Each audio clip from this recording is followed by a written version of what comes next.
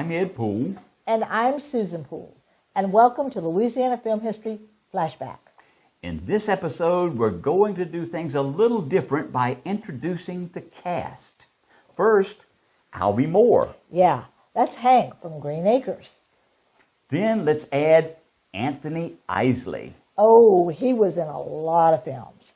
But here, he's Bill from Wasp Woman. Add in Shelby Grant. That's Chad Everett's wife. And here, she's Princess Sandra from the Batman series. Now, let's throw in a location that's known for its swamps, haunted cemeteries, and mystic Indian mounds. Well, that can only be Marksville, Louisiana. Mix them all together, and what do you have? A horror movie. Throw in a medium that only gives out numbers, some screaming, scantily clad women, and a first-time historic event. A man stubs his toe and falls unconscious. Do we have to? Let's flash back to 1969 for the horror film Witchmaker.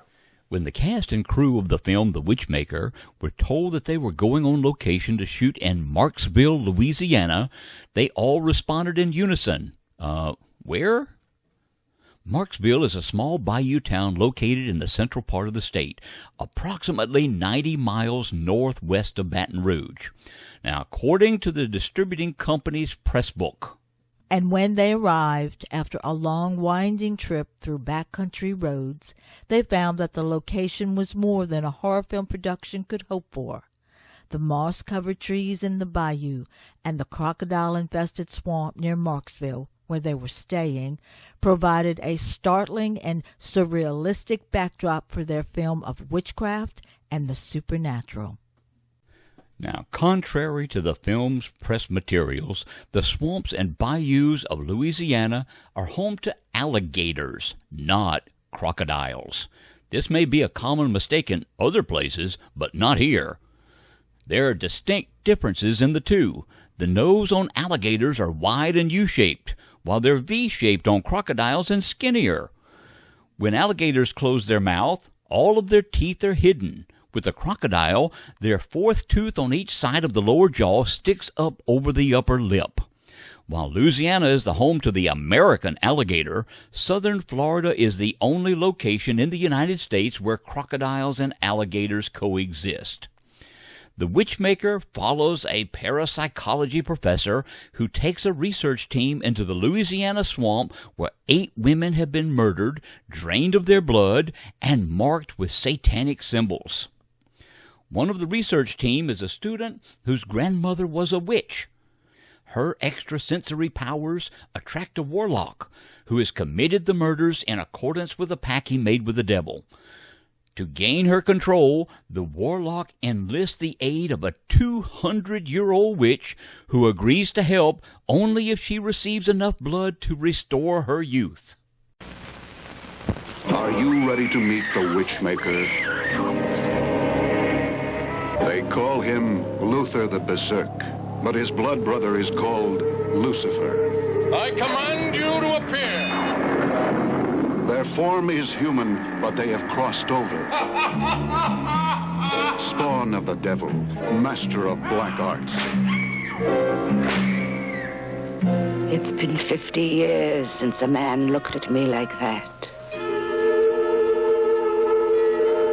No one is safe when the Witchmaker walks a trail of bloody terror. No one is safe.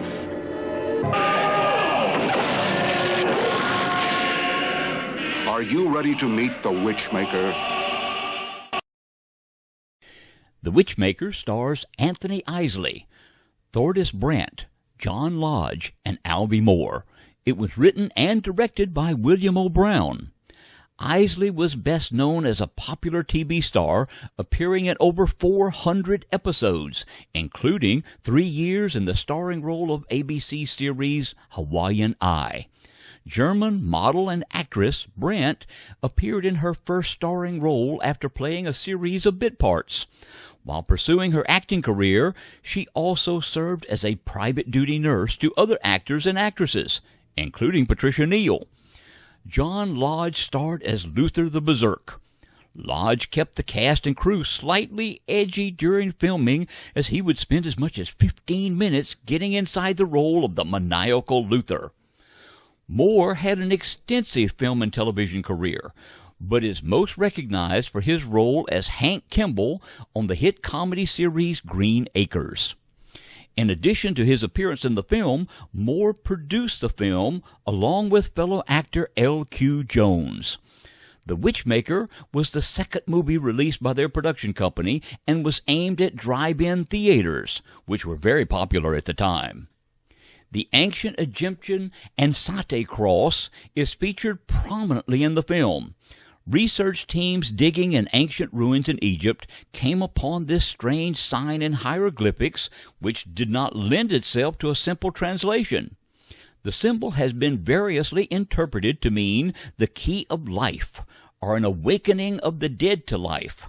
In The Witchmaker, the cross was the key of life to the witches, and the kiss of death for mortals. Local shooting in Marksville was completed in 3 weeks.